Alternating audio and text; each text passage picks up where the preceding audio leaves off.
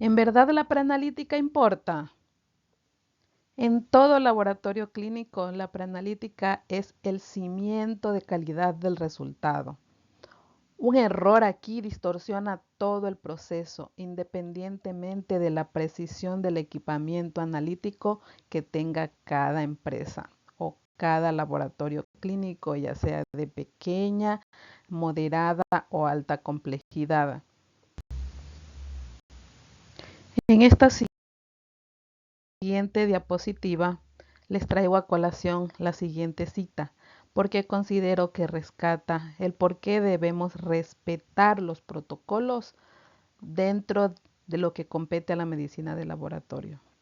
Cuando entiendas que cada muestra para el laboratorio clínico es un paciente y si tratas a cada paciente con la empatía y respeto que dedicas a un ser querido, lo habrías aprendido todo. Habrías aprendido que cualquier tipo de conducta que altere los protocolos del laboratorio clínico conducen a diagnósticos erróneos, tratamientos inadecuados, repetición innecesaria de pruebas, lo que refleja el agotamiento de recursos. Y este tipo de conductas inadecuadas a menudo son el transporte inadecuado de muestras, ya sea en las manos, en los bolsillos, en cartucheras, en los mandiles, entre otros. El rotulado inadecuado de muestras. Lo habitual es que cuando extraen sangre a pacientes o a más de 2 pacientes que se encuentran en una misma habitación, usualmente suelen confundir las muestras. Suelen extraer erróneamente muestras para líquidos en tubos que son para extracción sanguínea.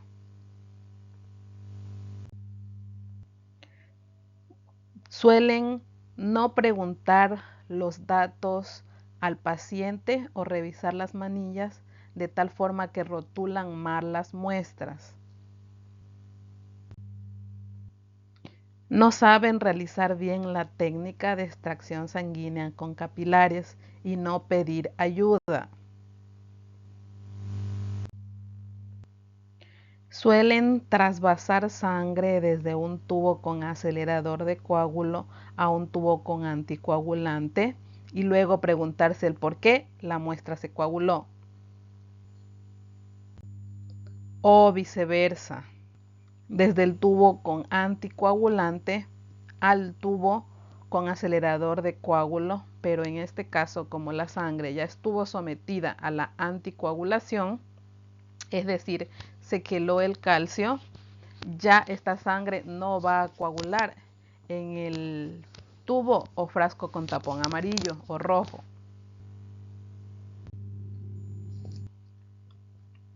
Suelen tener a veces pedidos llenos con datos de otros pacientes.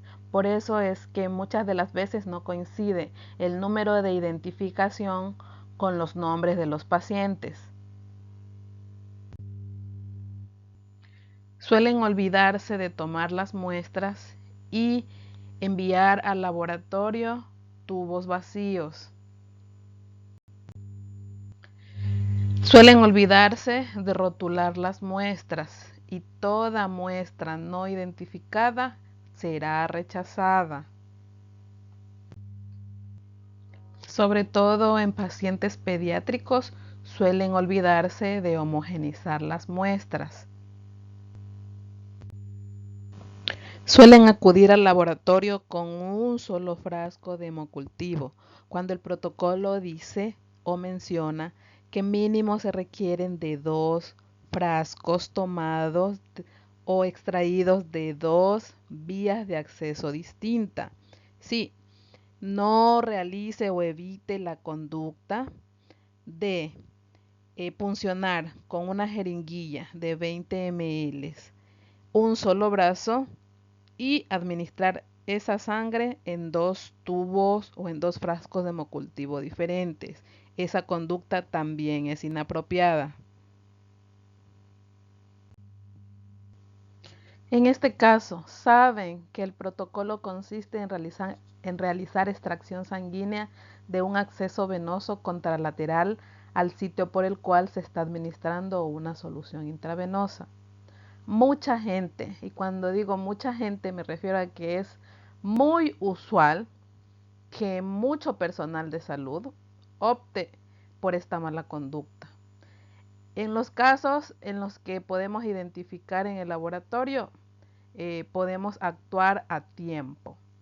Pero en los demás casos que este tipo de conducta se vuelve imperceptible, pues quedará en tu conciencia las repercusiones que estás ocasionando en los pacientes. Con lo antes mencionado, para ti, entonces, ¿qué es la fase preanalítica? La misma que resumiré en esta pequeña frase. Si llevas basura a un laboratorio, pues tus resultados serán basura. Si llevas muestras óptimas al laboratorio, pues tus resultados serán óptimos y de calidad. No necesitas saber más.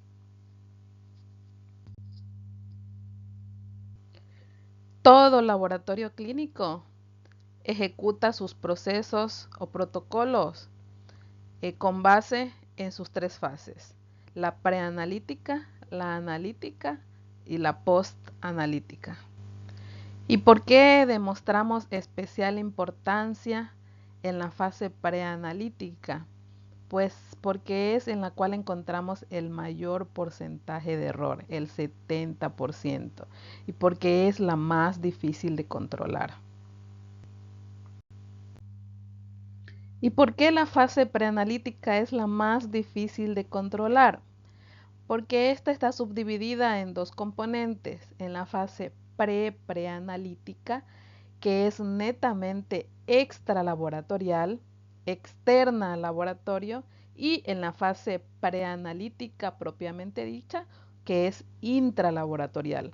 Y son aquellos factores extralaboratoriales los que son difíciles de controlar porque hay muchas personas inmersas en la ejecución de este proceso, que van desde los médicos, las personas que realizan la extracción de muestras, que aquí pueden ser técnicos del laboratorio, enfermeras, auxiliares, estudiantes, como los internos rotativos de medicina o enfermería. Y también dependemos de la voluntad de todas estas personas que intervienen en este proceso de querer hacer las cosas bien. Ahora bien, con esta diapositiva invito a la autorreflexión. Si tú como médico vas a solicitar pruebas de laboratorio, ¿con qué fin las solicitas? ¿Para descartar enfermedades o para confirmar un diagnóstico? Considerando que este es un pedido de laboratorio de un médico que descarta enfermedades y este otro es un pedido de laboratorio de un médico que confirma diagnóstico. Ante la ciencia, las dos aseveraciones son válidas, pero ya queda en el criterio propio ejecutar o uno u otro. Todo médico solicitante de pruebas de laboratorio debe recomendar a los pacientes que debe cumplir con condiciones preanalíticas básicas que se encuentran en el listado que están observando en la presente diapositiva. Pero haremos hincapié o acentuaremos más importancia a una condición que casi no se suele recomendar, y es con relación a la administración de biotina.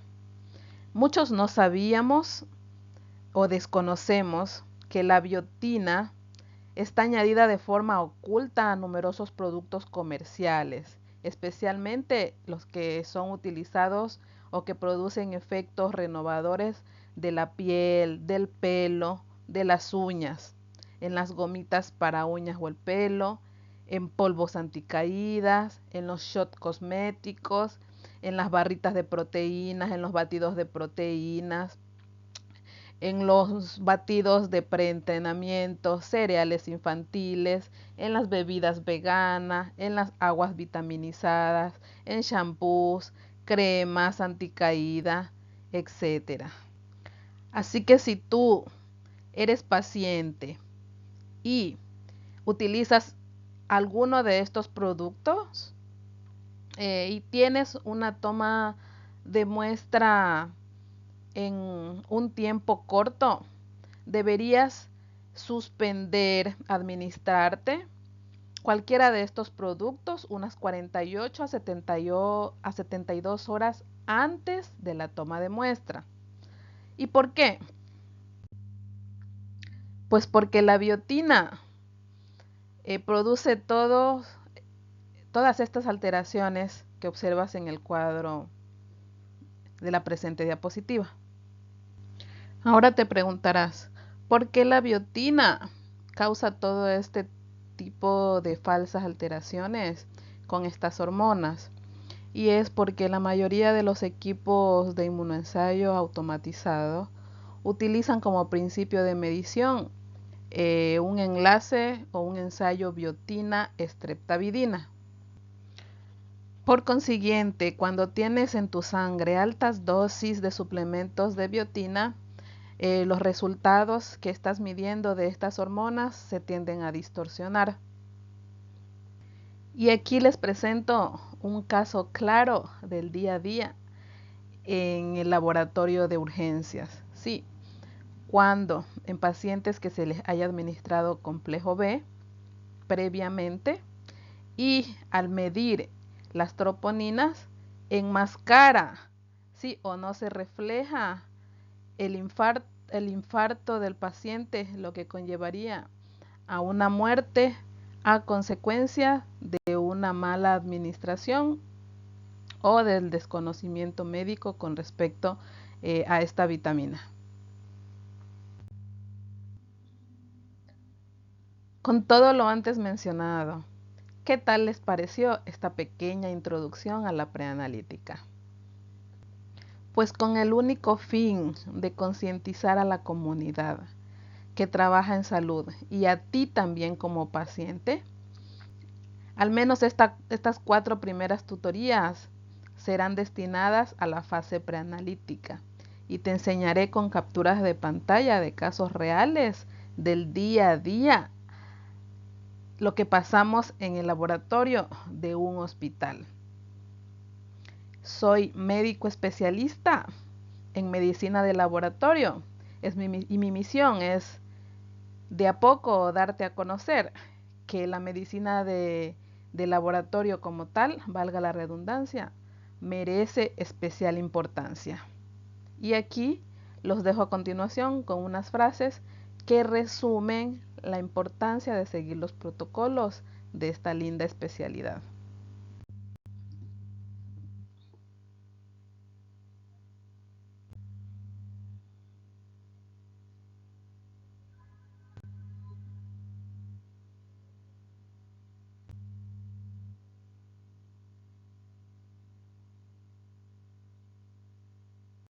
Continuando con la fase preanalítica, el día de hoy vamos a hablar del llenado de solicitudes de laboratorio o pedidos de laboratorio. Antes de iniciar la charla, quiero informarles que aquellos profesionales de la salud que ya no hagan uso de este documento físico, sino que tengan sistemas informáticos, por favor, si se van a aburrir, pues salten a las diapositivas y cambien a la siguiente charla, y los que desean aprender un poco más, pues se pueden quedar. Un pedido de laboratorio o solicitud de laboratorio es una herramienta clínico-quirúrgica que bien utilizada conduce a la confirmación diagnóstica oportuna, pero a su vez también es un documento médico legal en el cual debe constar la información verídica, tanto de datos del paciente, datos del médico y los diagnósticos presuntivos o definitivos. Este es un pedido de laboratorio básico, ¿sí?, que consta de un encabezado, en la parte inferior el listado de analitos que desea seleccionar y a un lado o en la parte inferior la información del médico solicitante, ¿sí? En la clase anterior ya hablamos de qué es descartar o qué es confirmar solicitando pruebas de laboratorio. Entonces ya está en ustedes como profesionales de salud inclinarse por uno u otro. Igual cualquiera de las dos situaciones son aceptadas siempre y cuando sepas utilizarla de la mejor manera, porque si las utilizas de forma inadecuada podrías conllevar a la mala utilización de pruebas y al agotamiento de recursos de la institución de salud en la cual trabajas. Es importante que el pedido de laboratorio sea llenado con letra legible, ¿sí? Y a eso me refiero, a que aquí no se debe validar la famosa letra del médico, ¿sí? Esa letra que escriben garabatos, que ha conducido a muchas iatrogenias, ¿sí? Por favor, letra legible, nombres completos, número de identidad, diagnóstico presuntivo definitivo, seleccionar los analitos que estén acordes a los diagnósticos señalados en el encabezado, y no se olviden de la firma y sello del médico solicitante en la parte inferior. En aquellos hospitales en los cuales constan de sistemas informáticos, pues ustedes la tienen un poco más fácil, porque simplemente sería la selección de analitos con relación a los diagnósticos presuntivos o definitivos seleccionados. Este es un ejemplo claro de un pedido de laboratorio lleno, ¿sí? De forma casi correcta. Y digo casi correcta porque colocan el diagnóstico, los datos del paciente que no les puedo señalar, seleccionan el analito, ¿sí? Como vemos aquí, pero no colocan las líneas verticales sobre los analitos que no desean seleccionar, porque recuerden que hay familiares de pacientes o pacientes que rellenan los pedidos con analitos que no ha solicitado el médico. Entonces, para evitar este tipo de situaciones, por favor, siempre colocar una línea vertical en los analitos que no van a seleccionar.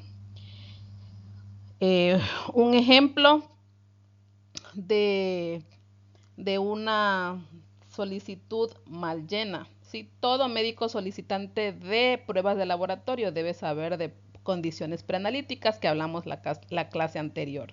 ¿Sí? En este caso tengo un pedido en el cual me seleccionan o me solicitan secreción vaginal y urocultivo. Entonces yo no puedo seleccionar para el mismo día o solicitar para el mismo día estas pruebas. ¿Por qué? Porque como ustedes saben, la secreción vaginal no requiere de aseo genital, mientras que el urocultivo sí. Y sobre todo si voy a cultivar una orina, requiero que esos genitales estén con toda la asepsia posible, ¿sí? Entonces, por favor, siempre cuando vayan a solicitar estas dos pruebas en dos pedidos, para que el laboratorio les pueda asignar dos turnos distintos. Aquí tenemos dos ejemplos de dos pedidos solicitados desde emergencia. En el que les selecciono aquí es un paciente que acude a las 5 de la mañana con dolor precordial, al cual le solicitan troponinas, pero el médico le dice al paciente que se vaya a tomar las muestras de sangre al laboratorio y luego se vaya a su casa y acuda por la mañana en el siguiente turno para que le observen los resultados. ¿Ustedes consideran que esta es una acción correcta del médico? Pues no, ¿sí? Si yo tengo un paciente con una sintomatología urgente, ¿sí? Urgente, jamás puedo enviarlo a casa, ¿sí? Tengo que primero cerciorarme de que en verdad este paciente no cumple los criterios de un infarto para poder mandarlo a la casa, ¿sí? Y este es otro caso de una embarazada que acude a la consulta con dolor en hipogastrio, le solicitan un hemo, pero miren lo que por lo general hacen los médicos: enviar ya al paciente al laboratorio, pero ya con antibióticos, con una receta para que el paciente se automedique antibióticos sin tener todavía los resultados del hemo. Y adivinen qué, la paciente se fue a su casa y cuando estuvo el resultado del hemo, resulta que esta paciente no tenía infección de vías urinarias, sí bacteriana, sino que tenía una infección por hongos. Entonces la paciente se fue a su casa sin tratamiento y posiblemente venga a la consulta por emergencia con sintomatologías mucho más graves. Acá tenemos una solicitud con el llenado o la ausencia de llenado del diagnóstico en el pedido, que esto es lo más habitual.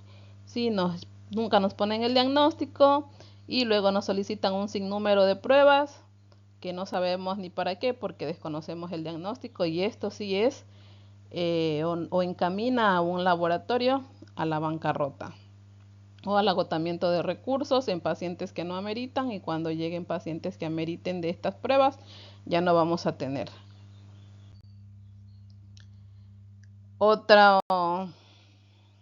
Otro pedido sin diagnóstico, nos colocan control y asimismo lleno el pedido de pruebas que no sabemos con qué fin fueron solicitadas porque desconocemos los diagnósticos presuntivos. Aquí tenemos una solicitud en la cual colocan un CIE-10 de un diagnóstico, pero ni yo que soy médico me sé todos los CIE-10. Imagínense los profesionales técnicos del laboratorio. Sí, por favor, lo ideal es colocar el diagnóstico y el CIE-10 a un lado. Siguiente, aquí tenemos, miren, un paciente en el cual le colocan en el diagnóstico presuntivo una gastroenteritis, pero no solicitan la prueba base para una gastroenteritis. El paciente está con diarrea, pues no solicitan el coprológico. Solo solicitan un montón de pruebas que yo creo que no tienen nada que ver con el diagnóstico presuntivo solicitado, y a esto es que me refiero con el agotamiento de recursos de la institución. Este de aquí es un paciente que no puedo enseñarles con mucho detalle, pero si se dan cuenta aquí es una letra ilegible, ¿sí? No se entiende los nombres del paciente, los números de identidad, y con este paciente se tuvo que retrasar el diagnóstico hasta ir a comprobar todos los datos del paciente en la sala de urgencias. Por ejemplo, es uno de los errores más comunes que suelen llegar al laboratorio en cuanto a las solicitudes de analitos. Sí, es muy habitual que los médicos se confundan de parámetro, ¿sí? Con relación a ciertos diagnósticos presuntivos. Por ejemplo, este es un diagnóstico de hipotiroidismo, una sospecha diagnóstica, y solicitan paratormona de forma errónea. Sí, gracias a Dios nos dimos cuenta y pudimos llamar al médico y cambiar PTH por FSH, ¿sí? Más FT3 y más FT4, ¿sí?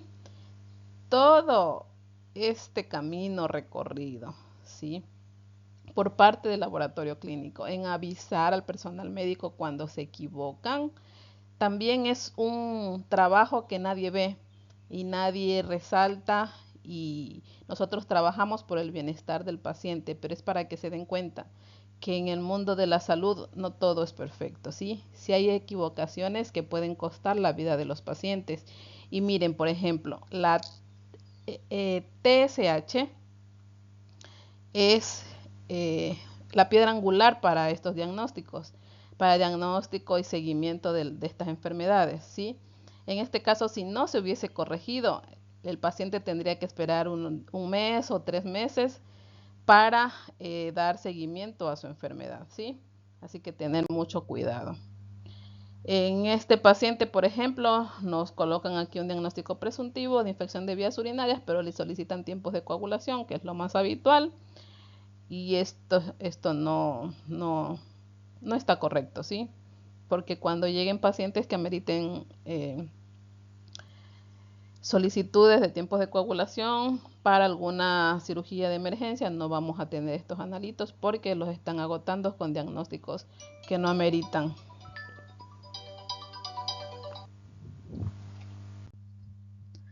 A continuación, tenemos una solicitud médica cuyo encabezado está bien. Sí, solicitud de analitos bien, Pero miren, el paciente llega con una solicitud sin firma ni sello de médico.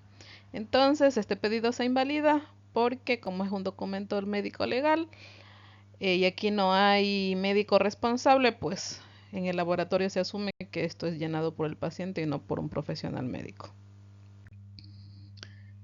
Este de aquí es un pedido en el cual no coincidían los datos del paciente del número de identidad con los nombres que se habían ubicado aquí, por lo tanto también se rechazó este pedido.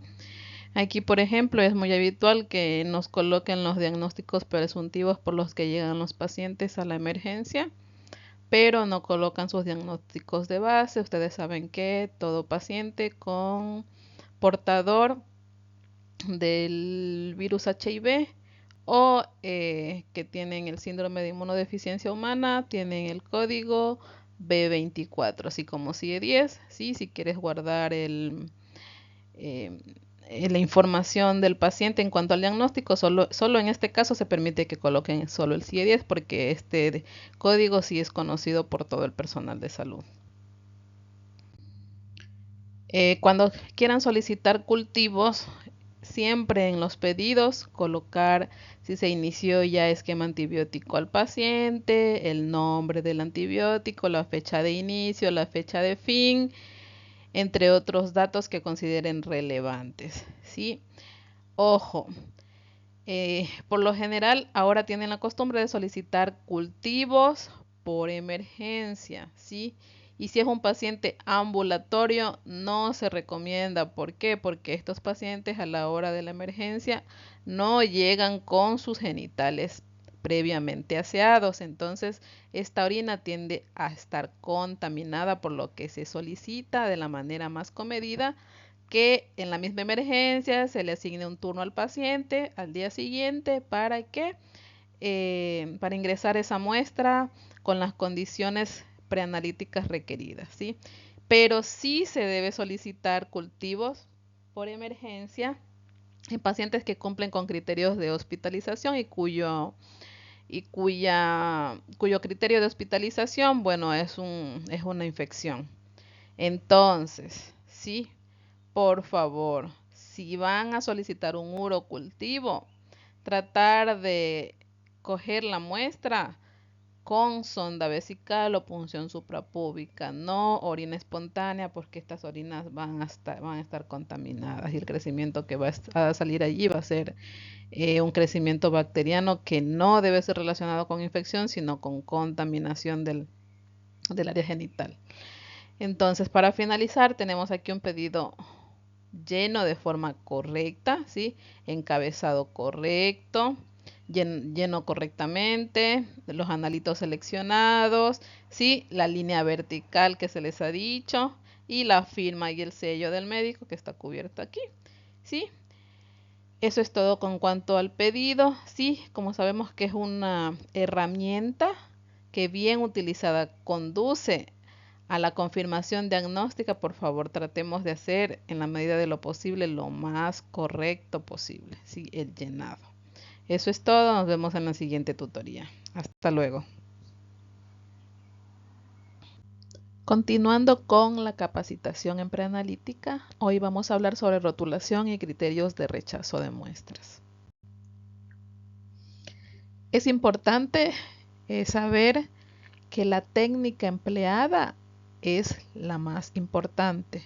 Es decir, no hagan caso cuando les dicen que tienen que rotular previamente todos los tubos de determinado grupo de pacientes y luego ir seleccionando la cantidad de tubos ya rotulados y luego realizar la extracción sanguínea, porque esto se presta a confusiones, porque puede que en lugar de tomar el tubo rotulado del paciente que le vas a realizar la extracción, tomes el tubo del paciente de al lado. Entonces, ¿qué es lo que siempre les digo?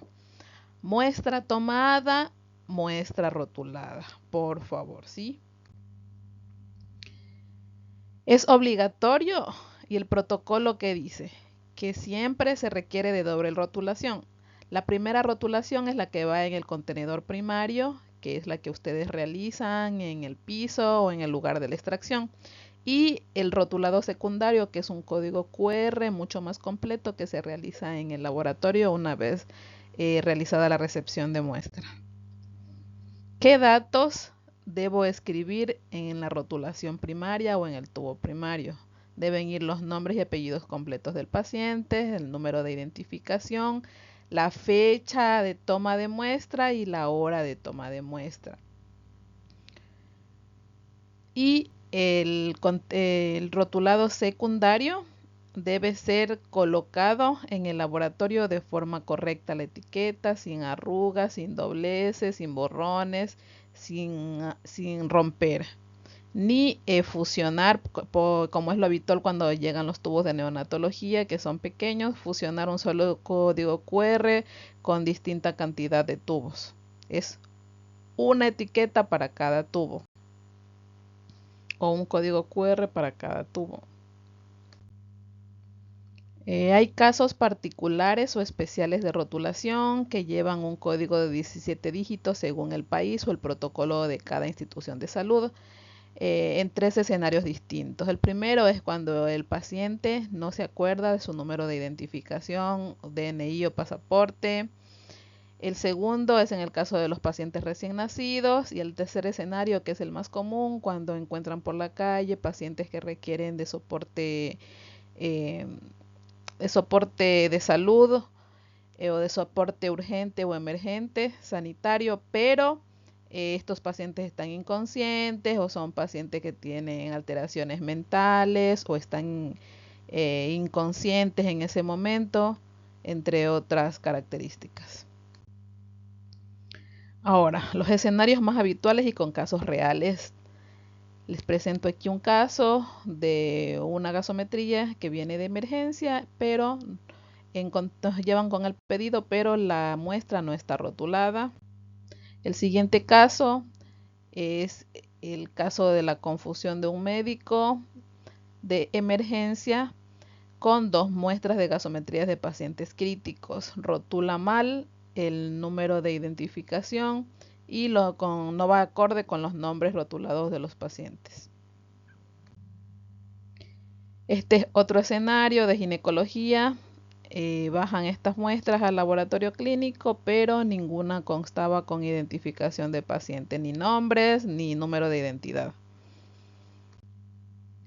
Este es un caso de un laboratorio que nos deriva muestras. Por suerte ese día solo llegaron 2 muestras de ese laboratorio, de ese hospital en particular, en el cual se confundieron, estaban bien rotuladas las muestras, por lo tanto se reciben las muestras, pero al momento del procesamiento después de la analítica nos damos cuenta antes de la validación que uno de los pacientes estaba con valores de creatinina normales y el día anterior anormales, y mientras que en el otro paciente estaban los resultados también cambiados. Por lo tanto pudimos dar la alarma de una forma oportuna a este hospital que nos refiere para que nos envíen las nuevas muestras, porque se sospechaba en que las muestras estaban cambiadas de pacientes, no eran los pacientes correspondientes. Ahora,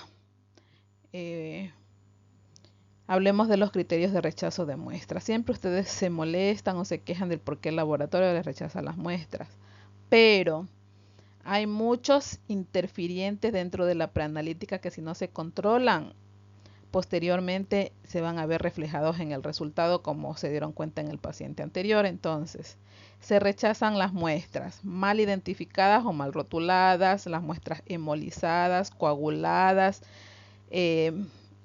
muestras sin relación anticoagulante-sangre, como es en el caso del tubo tapa celeste que ya les expliqué en la siguiente charla, muestras en recipientes o contenedores inadecuados, y cuando las muestras sobrepasan el tiempo de estar en el contenedor o en el almacenamiento temporal, que este tiempo máximo es de 1 hora. Entre otros. ¿Y cuál es el entre otros? ¿Por qué les hago o les recalco ese etcétera? porque cada día ustedes llegan con criterios de rechazo que nos sorprenden más. Y con respecto a las muestras de orinas, pues obviamente también muestras mal rotuladas o mal identificadas cuando ya van en contenedores inapropiados, como es el caso de contenedores cuando son estériles, nos llevan en tarrinas, en vasos de yogures, de refresco, o cuando son muestras de orina de 24 horas, que no saben que cuando se van al trabajo o salen de casa y tienen ganas de orinar o de miccionar, tienen que esas muestras recolectarlas en un recipiente igualmente estéril y llevarlas a su casa y agregarlas en el contenedor en donde estaban realizando la recolección de esa orina en la casa, ¿sí? Todas las orinas de 24 horas que usted realice en el periodo de 24 horas tienen que estar en ese envase, porque si usted se salta una orina, las que realiza en el trabajo, las que realiza fuera de su casa, pues eso contribuye a que el resultado que posteriormente se va a evidenciar va a ser inexacto. Sí, entonces probablemente se puede hacer un mal diagnóstico de alguna alteración renal. Sí, o muestras también que estén obviamente contaminadas, que también se rechazan. Por ejemplo, nos han llegado muestras con piedras, con arena, con tierra, con café, con chocolate, con mantequilla, entre otras condiciones. Miren, aquí es un rechazo de una muestra. Siempre que nacen gemelos, en laboratorio tenemos mucho miedo y mucho terror recibir este tipo de muestras. ¿Por qué? Porque se suelen confundir, ¿sí? Realizan lo que yo les recomiendo que no hagan. Suelen rotular primero y luego tomar la muestra. Cuando les digo, siempre tomen la muestra y rotulen después, porque eso es lo que a ustedes les garantiza que esa muestra es de ese paciente. ¿Sí? Entonces aquí, por ejemplo, obviamente se equivocaron. En el contenedor primario nos colocan gemelo 1 y luego le forran de una cinta que dice gemelo 2 y así con el otro gemelo. Entonces ese tipo de muestra no se puede procesar. Aquí es el caso evidente también de la neonatología. Nos envían unos tubos que primero no tenemos en este hospital. Para neonatología no disponemos de estos tubos.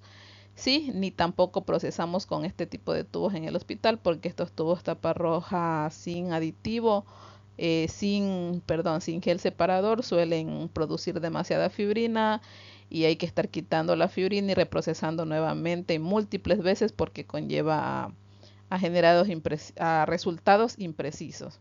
Entonces aquí vemos evidentemente un tubo que no es de nuestra institución y al revisar la fecha de caducidad pues había vencido mucho antes de la generación tampoco de la solicitud, entonces se rechaza.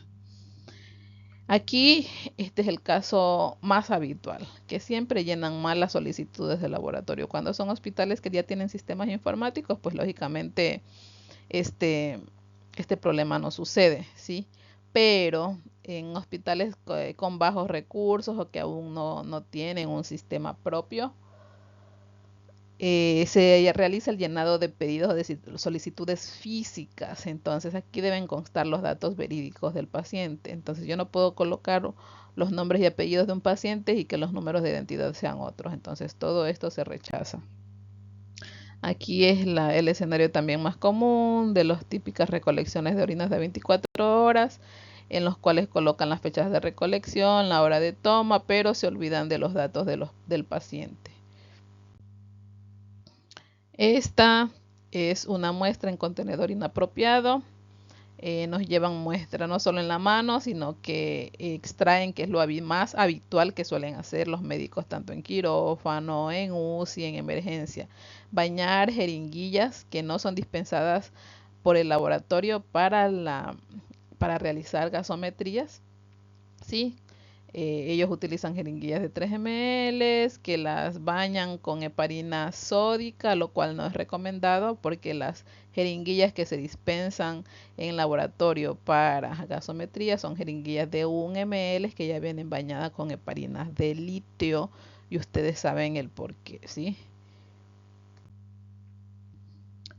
Aquí otro rechazo de muestra habitual, que es las muestras hemolizadas. Como ustedes saben, la hemólisis se ve después de la centrifugación, por lo tanto siempre se avisa del rechazo de las muestras una vez recibidas.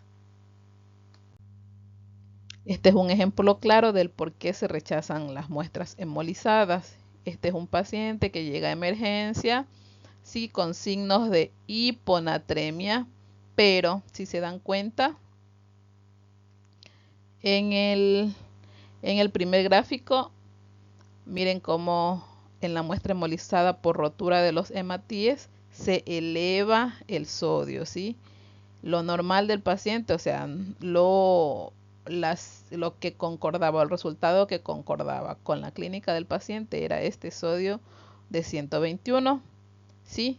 Mientras que con hemólisis se refleja un sodio de 155 mil equivalentes litros.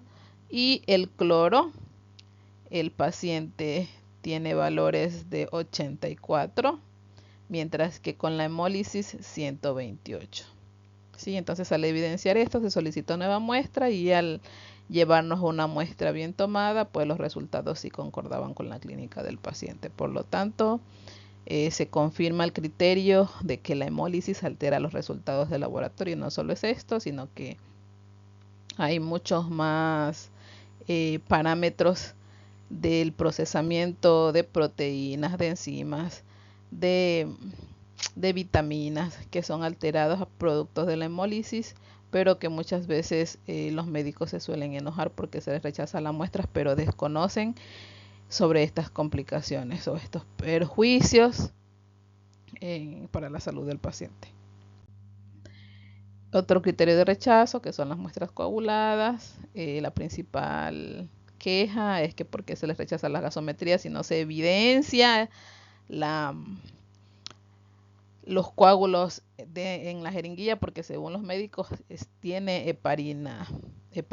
Pero como se podrán dar cuenta, primero esta es una jeringuilla que no es propia del laboratorio, es una que es bañada con heparina sódica, y al momento de extraer la primera burbuja de aire, pues vemos que aquí sobresale el coágulo. Y otro criterio de rechazo, que es lo que les digo que cada vez nos sorprenden más, es que miren, este es un tubo tapa lila y este es el tubo tapa roja, le intercambian las tapas. Y si saben que hasta la tapa tiene anticoagulante, entonces si yo ya contamino el tubo con anticoagulante, pues ya no me va a reflejar resultados normales, ¿sí?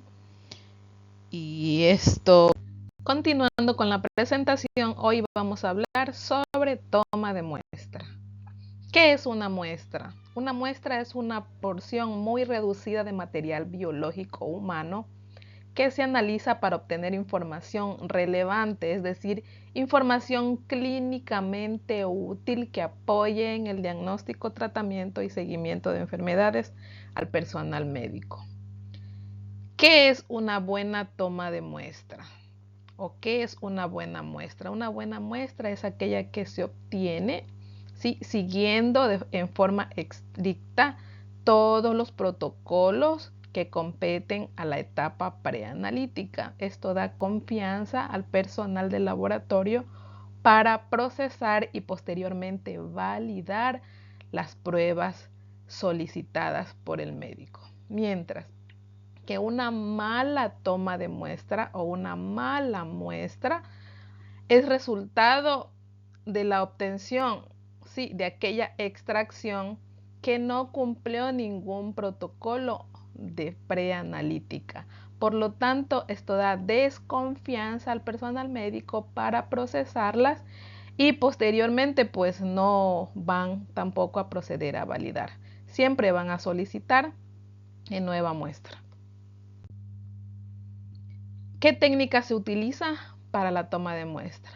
Primero, aplicamos el protocolo de lavado de manos. Luego procedemos a utilizar nuestros elementos de protección personal. Aquí principalmente vamos a utilizar nuestra bata, nuestros guantes y las gafas protectoras. Una vez realizado el lavado de manos y con los elementos de protección ya puestos o al tenerlos ya, procedemos a tener también asimismo listo todo el material necesario, ¿sí? No es bien visto y es comprobado científicamente que no tener el material listo, ¿sí? Estar yendo a buscar el material de uno en uno, se me perdió la aguja, la voy a buscar. Voy a buscar otra. No tengo un tubo, voy a buscar otro. Esto genera estrés en el paciente, ¿sí? Entonces, por favor, para evitar este tipo de incidentes, primero también tener siempre listo el material. El siguiente paso es saber el orden en que voy a sacar o extraer las muestras para cada tubo, ¿sí? Pero para saber el orden, yo primero tengo que saber qué contiene cada tubo, ¿sí? El orden específico, según la normativa o según el CLSI, es que primero se debe obtener por la técnica estricta de asepsia y antisepsia que se requiere para esta extracción, primero los frascos de hemocultivo, luego extraemos las muestras para el tubo tapón amarillo que no contiene aditivo, o también hay unos que sí contienen aceleradores del coágulo. Luego, seguido del tubo tapón celeste, cuyo anticoagulante es el citrato. Luego, seguido del tubo tapón verde, cuyo anticoagulante es la heparina de litio. Luego, seguimos del tubo tapón lila, cuyo anticoagulante es el EDTA. Y al final, como la gasometría arterial requiere de otra vía, entonces por lo general se la deja al final porque esta vía es un poco más estresante para el paciente y mucho más dolorosa. Otros tubos que por lo general no son tan comunes, que es el tubo tapón tapón rosa. Este tubo también contiene como anticoagulante EDTA, pero este más se utiliza para pruebas de medicina transfusional. Y los tubos tapón gris que se utilizan, que tienen como aditivos, hay unos que tienen como aditivo fluoruro de sodio, otros que tienen oxalato de potasio, pero en sí se utilizan para medición de glucosa porque estos evitan la glucólisis y la mantienen estable al menos durante 24 horas. Entonces, una vez ya realizada la explicación, entonces que no se nos olvide. Primero frascos de hemocultivo, luego los tubos que tengan tapón rojo o amarillo, luego seguido del tubo de tapón celeste, luego seguido del tubo tapón verde, luego seguido del tubo tapón lila y al final la gasometría. ¿Qué pasa si yo no sigo este orden? Pues voy a proceder a contaminar de aditivos unos tubos con otros. Entonces, ¿esto a qué conlleva? Pues a alteración de los resultados del laboratorio. Y esto les voy a explicar en una clase adicional, porque requiere de explicación un poco más profunda, ¿sí? Pero para que tengan más o menos un preámbulo o un abrebocas, vamos a explicarles qué pasa si yo, por ejemplo, que es lo más habitual, punciono a un paciente, extraigo el primer tubo, que por lo general es el tapa roja, y al introducir el segundo tubo, el tapón solo tiene este paciente dos tubos para sacar, el rojo y el lila. Ya introduzco primero el tapón rojo, llena, y luego si les ha pasado que luego introducen el siguiente tubo y ya no sale nada. Entonces, ante el susto y porque no quieren ver al paciente más con la aguja allí, retiran todo y automáticamente proceden a trasvasar la sangre desde el tubo tapón rojo al de tapón lila, que sería en este caso, ¿cierto? Entonces, ¿qué estaría allí? Contaminando el tubo de tapón lila, ¿sí? Entonces, ¿qué produce esto? Sí, aunque aparentemente si ustedes agitan, porque por lo general ante el susto la gente tiende a agitar de una forma excesiva, ya esto conlleva rotura de los hematíes y hemólisis, y no solo eso, sino también a la formación de microcoágulos. ¿Sí? Estos microcoágulos no los vemos nosotros a simple vista, sino que el equipo los detecta se tapona. ¿Y esto a qué conduce?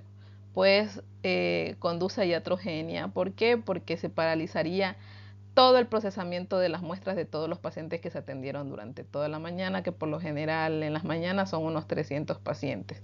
Aparte de los que vienen de emergencia, los que vienen de piso, de hospitalización, de todos los servicios.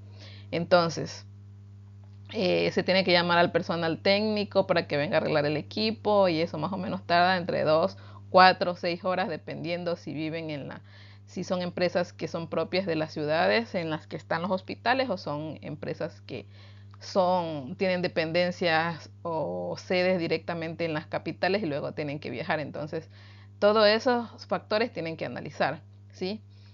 Porque prolonga también el tiempo de validación de resultados, se retrasa, se guardan muestras, produce también esto estrés en el personal de salud, no solo eso, en el paciente. Hay muestras que a veces el equipo sí las lee, pero hay muchos agregados plaquetarios, entonces esto se refleja con contagios de plaquetas sumamente bajos.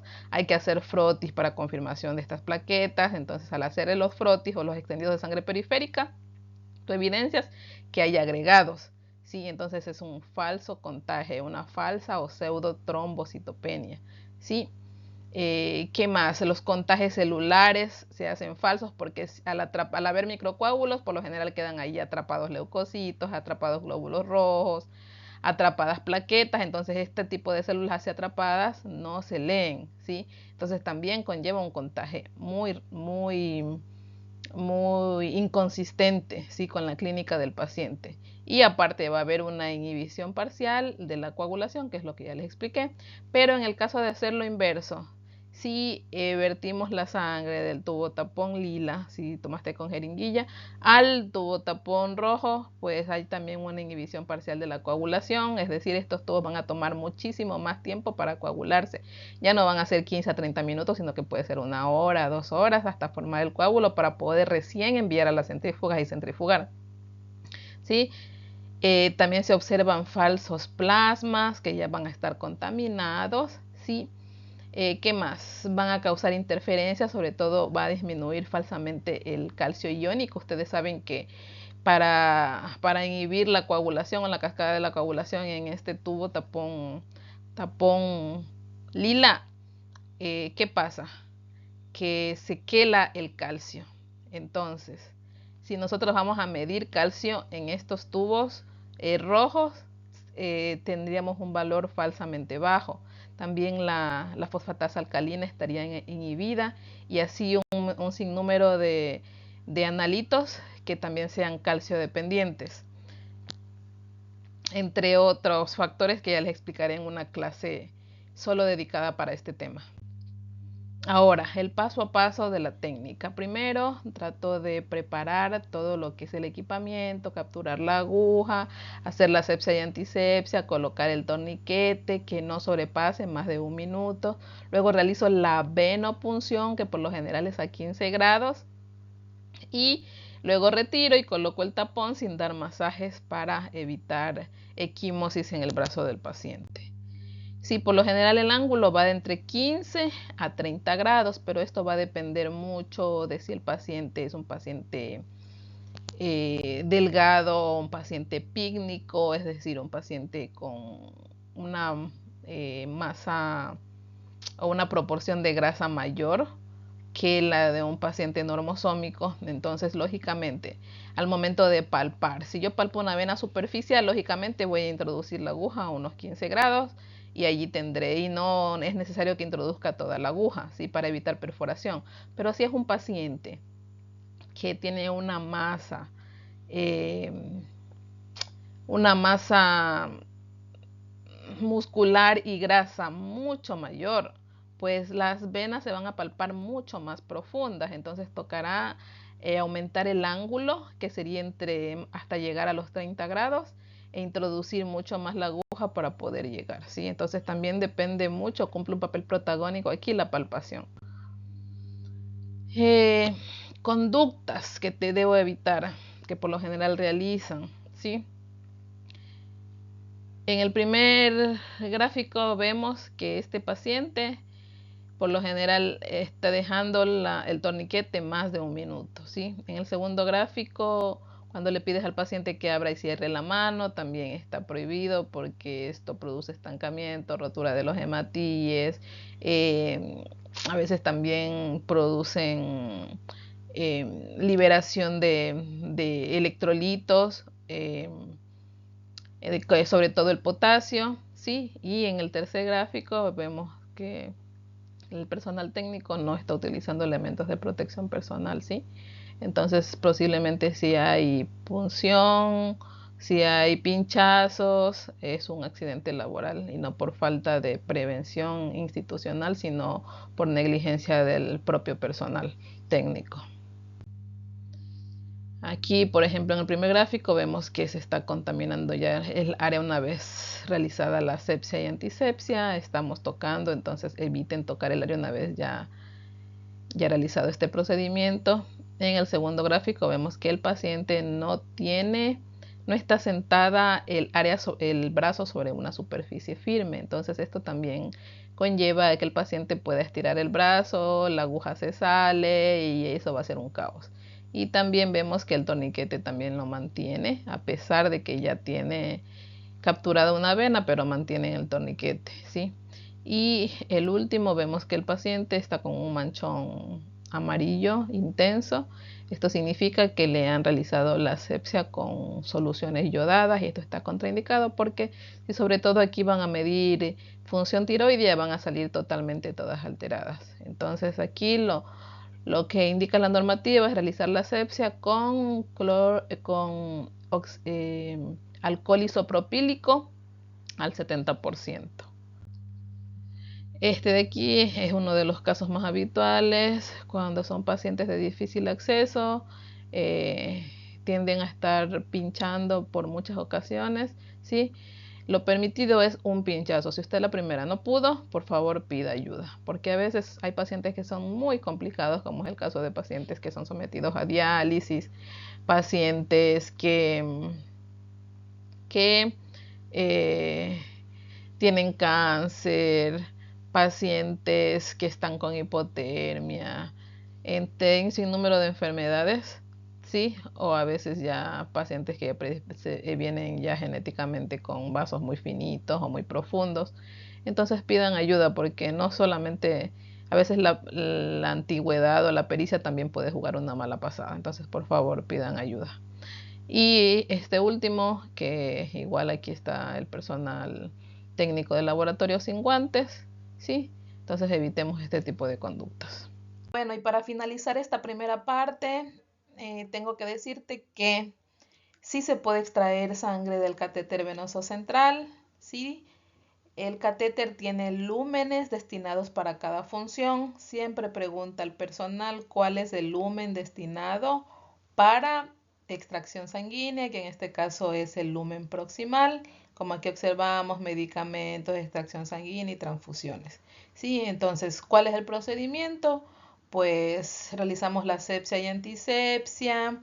Extraemos los primeros 5 a 10 ml, eliminamos con jeringuilla y todo, luego utilizamos una nueva jeringuilla, extraemos los siguientes 5 a 10 ml y esos son los que van en los tubos, ¿sí? Y una vez extraída la muestra, pues se transporta al laboratorio. Eso es todo para no aburrirles, nos vemos en la segunda parte.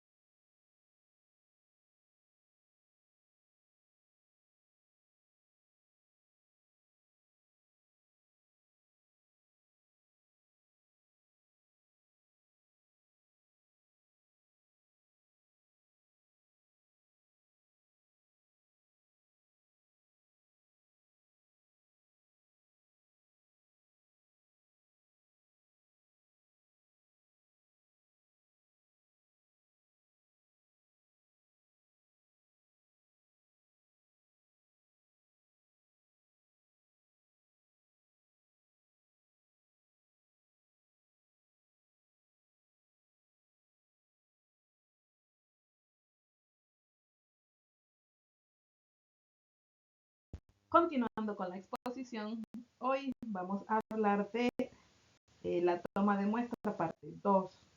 Como sabemos, con respecto a la técnica, se implementa dependiendo de la edad.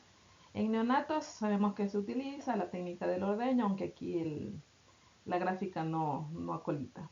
En pediátricos la técnica de la distracción, pues y en adultos la técnica normal. En pediátricos la técnica se llama distracción porque hay que tratar de distraerlos con cualquier cosa, valga la redundancia, así para que los niños traten de no ver las agujas a la cual le tienen terror.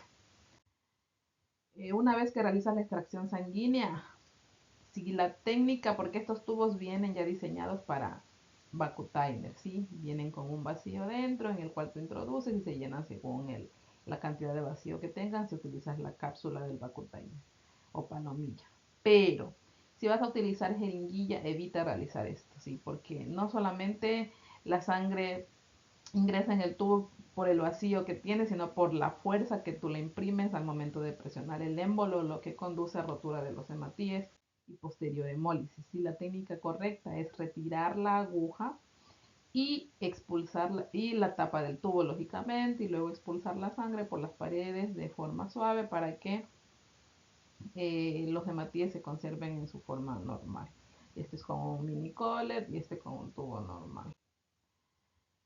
Una vez que tienes la sangre ya en el tubo, tapas, ¿sí? Y procedes a la inversión. Todos los tubos, absolutamente todos los tubos se invierten, no se agitan, porque agitar también conduce a movimientos bruscos y esto por tanto también rompe los hematíes. Entonces, sí, son movimientos de arriba hacia abajo, de 180 grados, ¿sí? De 5 a 10 veces dependiendo del tubo. Todos, hasta los que no tienen aditivos, todos se invierten.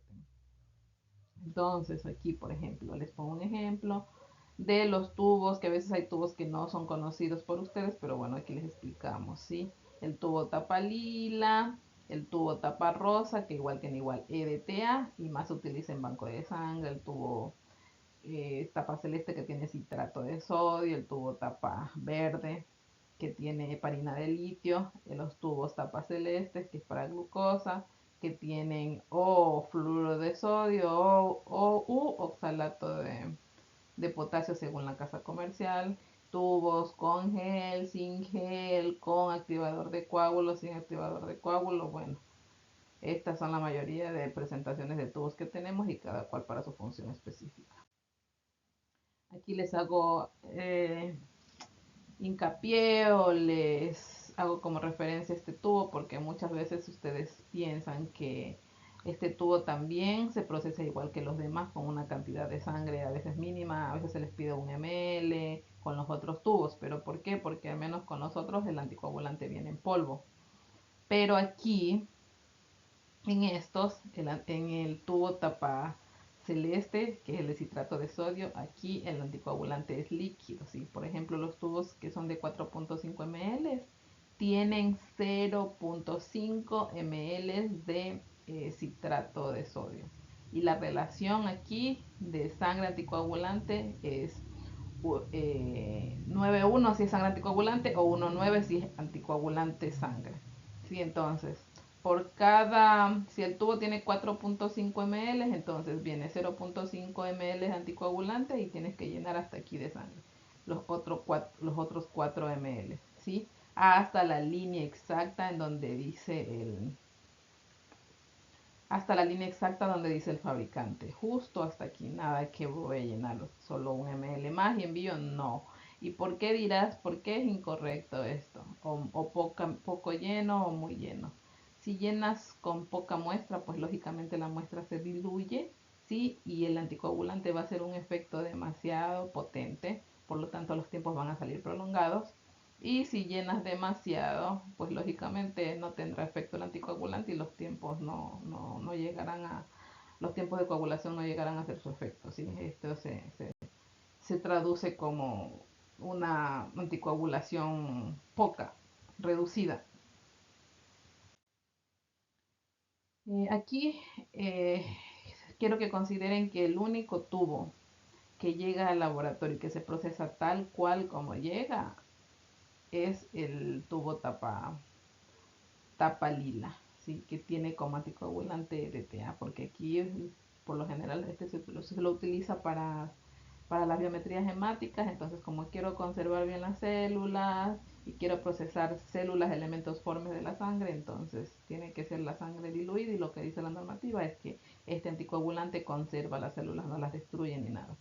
¿Sí? Entonces este es el único tubo que llega al laboratorio y se procesa de forma inmediata, tal cual, sin esperar absolutamente nada. Por eso las biometrías están en 5 a 10 minutos como máximo una vez que llegan al laboratorio. Pero cuando requieres de más pruebas, sí, todo lleva un tiempo. No es que tú me traes ahorita la muestra y en 5 minutos tiene que estar absolutamente todo. No, porque los demás tubos y los analitos que se procesan allí se procesan en sueroplasma, y para obtener sueroplasma, yo que tengo que esperar para suero, que la sangre se coagule entre 15 a 30 minutos, dependiendo. Sí, una vez que extraigo, tengo la sangre, espero entre 15 a 30 minutos, evito la centrífuga, ingreso a la centrífuga según, como diga el inserto del tubo, si son 10 minutos, a cuántas revoluciones, etcétera, ¿sí? Luego obtengo sueroplasma y recién llevo al equipo a procesar, y dependiendo del número de pruebas solicitadas por el médico, después con ir revisando los históricos y viendo la clínica del paciente, pues se procede a la validación. Entonces, si tú pides pruebas más complejas, pues más tiempo. Un ejemplo, por lo general la química se tarda, después que obtengo esto, la química tarda entre 15 a 20 minutos, ¿sí? Pero si yo ya pido o solicito pruebas de inmunología o pruebas serológicas, estas tardan entre 60 minutos a 90 minutos, dependiendo del equipo y la velocidad del mismo. Entonces, ¿qué diferencia tiene el suero del plasma, dirás tú? ¿Sí? ¿Cómo yo sé que voy a obtener plasma y cómo yo sé que voy a obtener suero? Pues lógicamente el plasma lo obtienes de un tubo con anticoagulante, ya sea tubo tapa lila, tubo tapa celeste o tubo tapa verde, ¿sí? Este contiene factores de la coagulación, ¿sí? Pero el suero lo obtienes, y este es de sangre anticoagulada. Vuelta a este lo obtienes de sangre coagulada, ¿sí? Sí, de tubo tapa amarilla, tubo tapa roja, ¿sí? Esperas, centrifugas y obtienes. Pero aquí no vas a tener factores de la coagulación, ¿sí? Esa es la principal diferencia. Entonces, ¿qué tiempo debo esperar si yo necesito plasma o suero? Para plasma, tú no necesitas esperar ningún tiempo, porque como la sangre es anticoagulada, directamente va a la centrífuga. Pero para suero sí tienes que esperar entre 15 a 30 minutos a que la sangre, a que se forme el coágulo, para poder recién enviar a la centrífuga, ¿sí? Porque si envías a la centrífuga sangre que aún no se ha coagulado, pues tienes el riesgo de que se te forme fibrina antes de ti, se te forme fibrina y esto interfiere en los resultados. Si yo, la pregunta del millón y la que más me hacen en el laboratorio, más me llaman, es: doctora, ¿qué tubo necesito para sangre periférica? Para el prótesis de sangre periférica o el extendido de sangre periférica. Pues la, hay que siempre utilizar la lógica, chicos. Si ustedes necesitan que yo les observe las células o los elementos formes de la sangre, si es una sangre coagulada, ¿cómo yo la voy a extender en una placa? ¿Cómo? Si es el coágulo que va a estar ahí. ¿Cómo? Lógicamente tiene que ser la sangre anticoagulada. Entonces no es que tienes que memorizarte qué pruebas se realizan según el tubo, porque eso es imposible, ¿sí? Lo que tienes es que utilizar la lógica. Si yo necesito observar o estudiar las células de la sangre, necesito sangre anticoagulada, ¿cierto? Como ya hablamos anteriormente. Entonces, lógicamente va a ser. Y el gol estándar aquí es el tubo tapadila, que tiene como anticoagulante DTA porque no daña las células. Si yo voy a medir los factores de la coagulación o sus derivados, que en este caso es el dímero D proviene de la fibrinolisis, ¿no es cierto? ¿Y cómo se forma fibrina? Después de que se ejecutó la cascada de la coagulación. Entonces, todo lo que compete a este acápite va a ser en el tubo tapa celeste o citratado. Y los demás, todo lo que sobre demás, lo que no vaya aquí, pues lógicamente se va a procesar acá, ¿sí? Siempre, por favor. Así que no es que tienen que grabarse absolutamente nada, sino simplemente utilizar la lógica en qué cosas puedo hacer aquí, que con que ya me sepa esto, con que ya eh, deduzca qué procesar aquí, pues ya se me va a hacer mucho más fácil saber qué se procesa acá. La persona que se encargue de la recepción de muestra tiene que estar llena de mucha responsabilidad, concentración y sobre todo de carácter. ¿Y por qué? Porque los médicos no quieren aceptar cuando extraen mal una muestra, o la gente no quiere aceptar que el rechazo de muestra es una oportunidad de mejora para evitar validar resultados que no son confiables, sí, que van a perjudicar al paciente. A veces hay personal médico que no quiere realizar la cola cuando hay un paciente delante o dos personas, porque ellos piensan que solo sus pacientes son importantes, y muchos de ellos adoptan conductas innecesarias, faltando el respeto al personal que se encuentra en esta área, es decir, dejan botando las muestras, si les quieren recibir o no les reciben y se van. Y luego empiezan a poner quejas en las áreas administrativas, ya sea dirección médica, gerencia, para quedar bien, pero ellos no saben que lo que están desencadenando es una serie de comportamientos innecesarios, y que muchas de las veces están a cargo de estudiantes que pueden repetir este tipo de conductas que nada que ver, y más bien en lugar de pensar que es beneficioso, pues esto perjudica, y están enseñando a la gente o a los futuros médicos conductas inapropiadas dentro de las instituciones de salud. Entonces, ¿por qué les digo que se viene una problemática? Porque son casos reales, son casos que se ven en el día a día. Por ejemplo, cuando dicen que las muestras fueron entregadas y en realidad nunca ha llegado. ¿Por qué? Porque a veces extraen la muestra, sí, el médico piensa que la van a llevar inmediatamente al laboratorio, pero no es así. Muchas veces las muestras reposan, pasa 1 hora, 2 horas, a pesar de que saben que las muestras tienen que estar en sus áreas como almacenamiento temporal hasta 1 hora, ¿ya? Y muchas veces sobrepasan el tiempo, y a veces los médicos piensan que han dejado las muestras en laboratorio cuando no. En lugar de llamar primero al piso en donde dejaron la muestra y preguntar si ya dejaron en laboratorio. Otro problema es que cuando eres amigo de las guardias, ya te conoces entre todos y piensas que por amistad tienes que recibir absolutamente todo, muestras mal rotuladas, mal identificadas, sin códigos bien hechos, sin códigos únicos bien hechos. Entonces, sí, por amistad a veces recibes, pero esos mismos amigos médicos tuyos al día siguiente te delatan, ¿sí? Porque ellos no van a quedar mal, ¿sí? Entonces te delatan y dicen que tú le recibiste las muestras con pedidos, con códigos mal llenos. Entonces luego vienen pacientes con 2 identificaciones, 3 identificaciones, en los cuales a veces los resultados están en una de sus sistemas creados. Entonces tú lo que tienes que hacer, así tengas amistad, así sea tu familiar quien esté de turno, por favor, siempre respeta los protocolos, ¿sí? Porque todos estamos trabajando por el bienestar de los pacientes y no por el bienestar propio, o por el bienestar de tu amistad, o por el bienestar de una guardia, ¿sí? Bienestar de los pacientes, ¿sí? La amistad primero, no, los protocolos primero. Sí, por ejemplo, aquí tengo un caso de la recepción de muestras sin identificación. La persona que recibió estas muestras sin identificación. A ver, ¿él tiene allí constancia de que en verdad son las muestras de ese paciente? ¿Sí? ¿Usted puede con certeza validar resultados de esas muestras dudosas?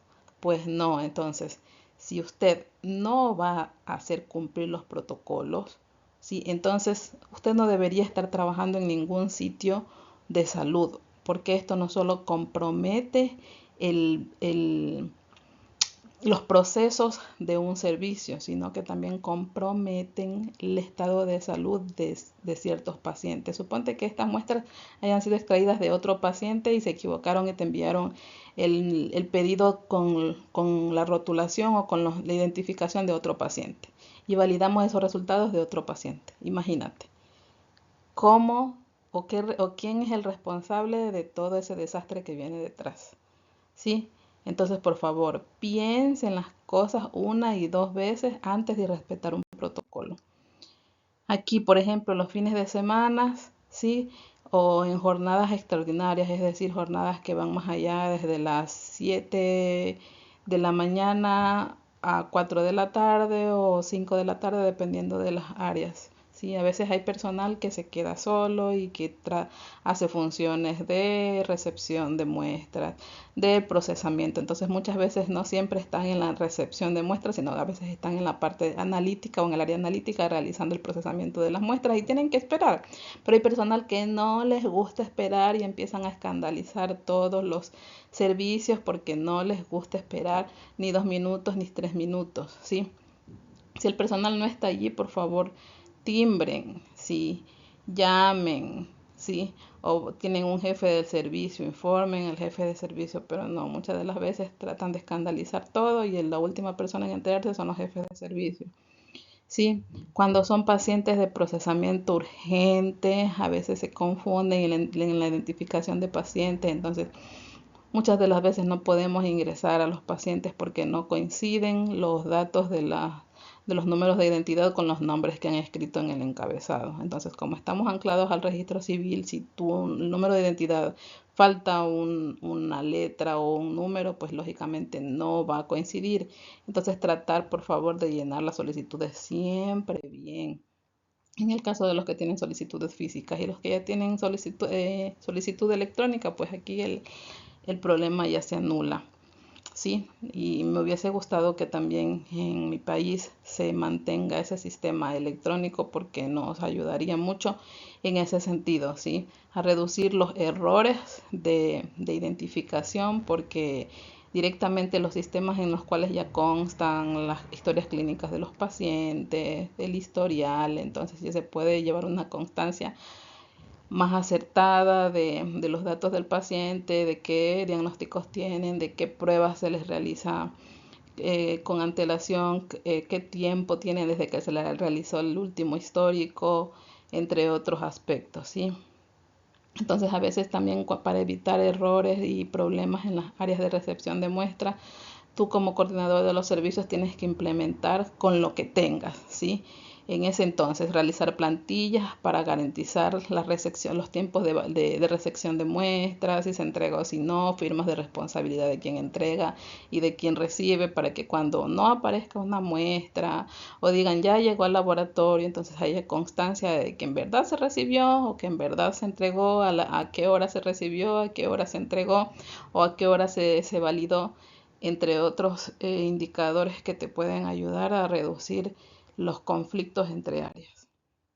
Ahora, también hay personal que a veces es muy descuidado, no está concentrado, quizás por mucho trabajo, por guardias muy extensas, ¿sí? En este sentido voy a ser un poco más flexible en el sentido de apoyar cuando son guardias muy extensas. ¿Y por qué? Porque el agotamiento físico también te juega una mala pasada. Si a veces tú ves las muestras que se aparentan estar rotuladas, pero muchas de las veces rotulan información que no es relevante. Si no te ponen la información que necesitas, que son los datos del paciente, como es en este caso. A ver, a veces también arman escándalos en los grupos de urgencias cuando el laboratorio no les abre o porque no ven a alguien en la ventanilla, ¿sí? Y sobre todo estos problemas pasan en los turnos. ¿Y por qué en los turnos? Porque como ustedes saben, pues siempre en los turnos hay menos personal. Entonces, cuando hay menos personal, empiezan a escandalizar. Pero miren este ejemplo, por ejemplo. Si de neonatología envían muestras, pero, o sea, si tú te das cuenta, estas muestras no están siendo bien transportadas, no está el cooler en el que evite el derrame de las muestras. Y si se hubiese derramado alguna de estas muestras, todas esas muestras eran rechazadas. Ya, y al menos yo, si hubiese si hubiese estado allí, no recibiera esas muestras. ¿Por qué? Porque no cumple el protocolo del triple empaque. Ya, entonces, no sé si les recibieron. Al día siguiente pregunté, pero en realidad, o sea, a veces cuando no tienes la razón, cuando tratas de buscar problemas, cuando no informas a las personas en el momento que debes informar, cuando a veces hay gente que en lugar de buscar soluciones solo busca conflictos y, y luego se dan cuenta que el conflicto fue buscado de forma innecesaria. ¿Por qué? Porque tú también estabas errando. Entonces, cuando ya estás con una actitud conflictiva y te quieren corregir el error, más bien te pones en esa posición de yo no estoy fallando, los que están fallando es ellos. Cuando aquí estás evidenciando en los grupos, frente a la gerencia, frente a la dirección médica, frente al jefe de tu servicio, en que tú también no estás cumpliendo con los protocolos. Tú no estás cumpliendo allí con un protocolo de transporte de muestras de triple empaque. Entonces, si yo te rechazo esa muestra, estoy en todo mi derecho de rechazarte. Entonces, antes de escandalizar, primero revisa bien en que tú también estás aplicando las normas de forma correcta. Ahora, también nos implementamos estos formularios en donde aseguran que tú en verdad recibiste las muestras. Entonces, si tú firmas un cuaderno de recepción de muestras, entonces tú me tienes que procesar, validar las muestras en el tiempo que estipula allí. Por ejemplo, me dices que me has recibido las muestras a las 2 de la mañana. Entonces, a las 4 de la mañana como máximo, si es una muestra de emergencia, esa muestra ya tiene que estar validada. Pero, sorpresa, que la muestra ni siquiera has firmado que la has recibido, pero la muestra no aparece por ningún sitio, no se ha procesado, no se ha validado. Entonces, ¿qué hiciste con la muestra? Entonces, esto sí es un llamado grave de atención, porque yo no puedo poner en riesgo la vida del paciente por una irresponsabilidad mía. Sí, cuando escribes nuevamente sobre los errores, es decir, cuando rellenan las solicitudes, ¿sí? Los datos del paciente, a veces te das cuenta que en lugar de un 9 escribiste el 0 y luego por sobre ese 0 quieres escribir el 9. Entonces ya no va a quedar claro si es 0 o un 9. Entonces cuando llegues al laboratorio muchas veces los dicen no se dan cuenta, las muestras están aparentemente bien, te reciben, pero cuando ingresan en el sistema no saben si era 9 o si era 0. O quizás a veces también los datos no coinciden, los números de identidad con los nombres que escribiste allí. Entonces todo esto debe ser identificado con tanta minuciosidad. O sea, ser una persona que esté concentrada en lo que hace.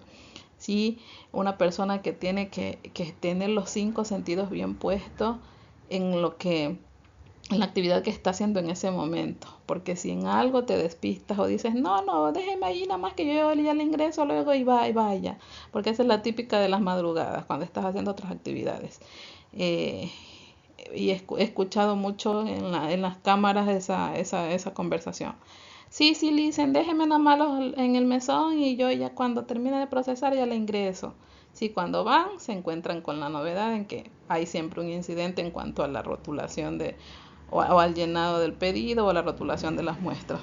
Entonces, por favor, realicen, si no tienen tiempo, digan, listen, espéreme 1 minuto, espéreme 2 minutos, ya le recibo. No dejen que se vaya, porque si se va la persona, luego dice que ha entregado bien las muestras, cuando no es así. Y el problema es para ti después, porque ellos van a querer quedar bien en sus servicios, ¿sí? Y dejar mal siempre al laboratorio clínico, ¿sí? Aunque desgraciadamente siempre pagamos los platos rotos, pero muchas veces es por conductas que no se aplican bien, tanto del parte del personal del laboratorio como de parte del personal externo al laboratorio.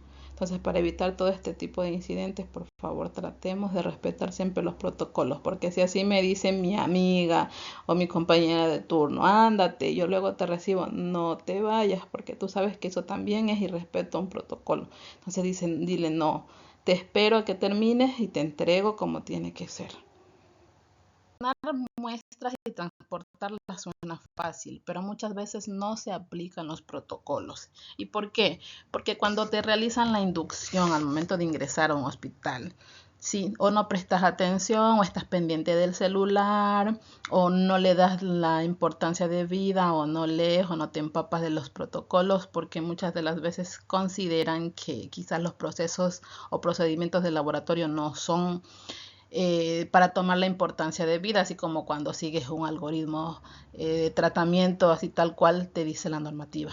Entonces, esto también es un llamado de atención para todo el personal de salud, decirles que cada procedimiento de laboratorio tiene su importancia, porque esto te va a conllevar a evitar cometer errores, ¿sí? Entonces, vamos a hablar de dos escenarios.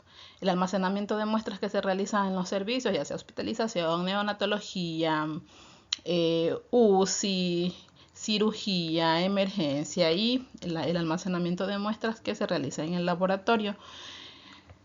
Disponemos de distintos dispositivos, ya sean refrigeradoras o este tipo de coolers que conservan las temperaturas, pero también deberían tener aquí un termohidrómetro que les diga qué temperatura se mantiene aquí dentro y qué grados de humedad, así como vienen aquí instaladas, y estos dispositivos tienen que estar calibrados o homologados para saber si en verdad la temperatura que están marcando es la correcta o la ideal. Y este control de calibración se realiza cada cierto tiempo, según como diga el inserto de la prueba o como digan las normativas de tu institución o las normativas internacionales. Dentro del laboratorio nosotros procuramos no contaminar los reactivos, colocándolos en el mismo sitio, en la misma refrigeradora en la que se almacenan los reactivos. ¿Por qué? Porque las muestras son contaminadas y los reactivos son estériles. Entonces, al mezclar corro el riesgo de contaminar también esto. Sí, así que evitemos este procedimiento. ¿Qué requisitos mínimos se requieren para el almacenamiento de muestras? Primero, procuren mantenerlas a una temperatura de refrigeración que va entre los 2 a 8 grados centígrados. Y si, por ejemplo, eres un laboratorio que tiene baja demanda en ciertas pruebas y procesas una vez por semana X pruebas, por ejemplo, el ANAN, cantidNA, que son pruebas de baja demanda y cuyos controles, calibradores son de los reactivos son de un precio muy elevado, entonces por lo general se procura procesar 1 o 2 veces por semana. Entonces aquí se recomienda que las muestras se congelen a menos 20 grados centígrados. También las muestras deben estar protegidas del ambiente, es decir, de los rayos UV cuando vas a procesar muestras ictéricas, controlar la humedad, procurar que sean envases estériles, inertes. Los pacientes por lo general a veces suelen llevar muestras en contenedores que no son los apropiados, o a veces el personal médico suele trasvasar muestras de un tubo a otro, lo que no está recomendado. Entonces siempre investiguen cuando se les transporten muestras, a veces las transportan en contenedores que no son, a veces utilizan los contenedores de transfusión sanguínea, o sea, que son de banco de sangre, para utilizarlos para transportar muestras y para la sangre. Saben que la sangre, las pintas de sangre son estériles porque yo las tengo que contaminar y con las muestras que ya extraigo de los pacientes, si no tiene nada que ver, ¿sí? La identificación y trazabilidad, por lo general procurar que las etiquetas que contienen estos envases sean resistentes a la humedad, al hielo. Sí, las normas de bioseguridad de almacenamiento tienen que cumplirse, ya hay normas estandarizadas y a veces los propios hospitales ya crean sus propias normas según estándares internacionales como las normas ISO. Sí, tienen que proteger también contra la contaminación, por ejemplo, tienen que estar selladas de forma hermética, o separar las muestras incompatibles, es decir, yo no puedo mezclar heces, orinas con sangre, sino separarlas cada cual en su refrigeradora o contenedor distinto, ¿sí? Y los tiempos de retención varían según el tipo de muestras. Hay muestras que, por ejemplo, yo no puedo congelar por demasiado tiempo, como son los eritrocitos. Ustedes saben que se dañan ante la congelación. Si yo necesito el plasma, tengo que separar. Si necesito el suero, tengo que separar, y esos ya separados es que conservo, ¿sí? No los puedo congelar como sangre total, porque cuando ya quiera extraer esas muestras ya congeladas van a estar totalmente hemolizadas, es decir, los hematíes van a estar rotos.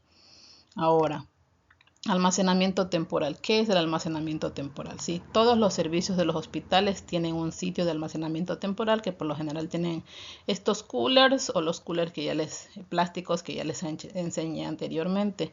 Sí, este sitio de almacenamiento temporal tiene que contener al menos los componentes del triple empaque, ya sean los tubos, las gravillas y el recipiente externo, que a veces es de este material que en mi país se llama balsa china, o un material plástico que les proteja de la luz, de la humedad, de los derrames, ¿sí?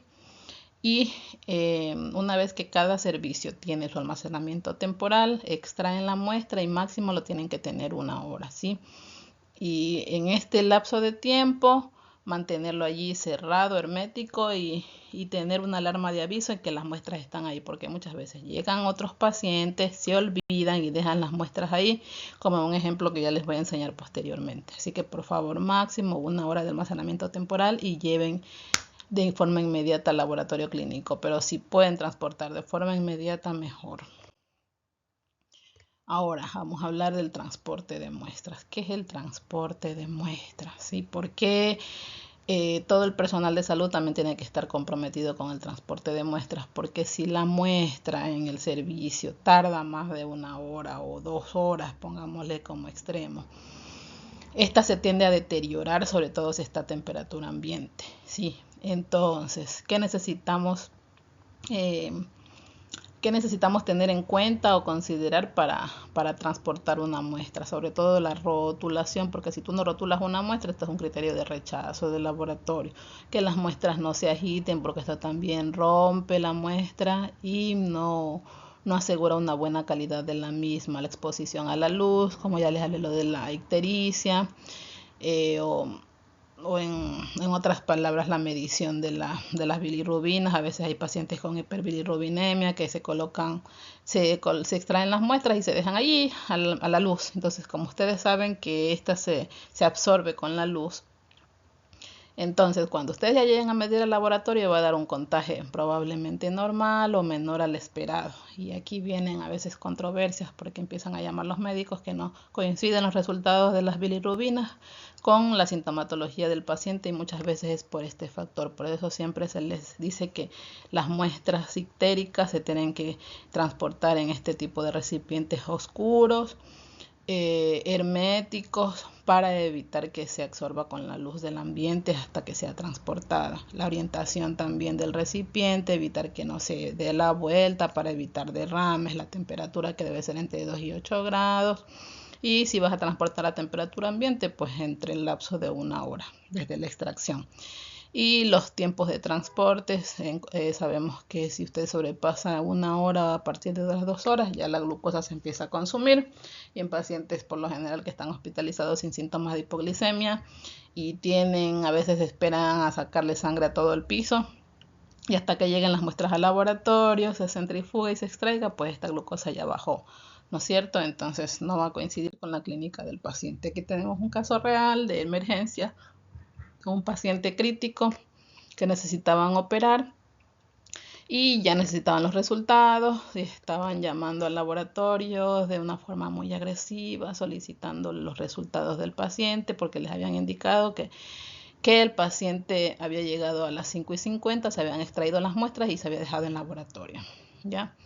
Nosotros, ustedes saben que ingresamos a trabajar a las 7 de la mañana, tipo 8, estallan los correos, los grupos, de que dónde están los resultados y por qué no están los resultados. Revisamos y este paciente nunca se había ingresado. Luego se preguntan en piso, preguntan en todo lado, y resulta que las muestras se habían quedado atrapadas en el consultorio del médico que extrajo la sangre en la emergencia, ¿sí? Hasta eso ya habían sobrepasado desde las 5:40, 6:47 y 48 y 40, 3 horas. Entonces esas muestras ya no valían. Se les informó por el grupo que por favor extraigan nuevas muestras al paciente y nos envíen.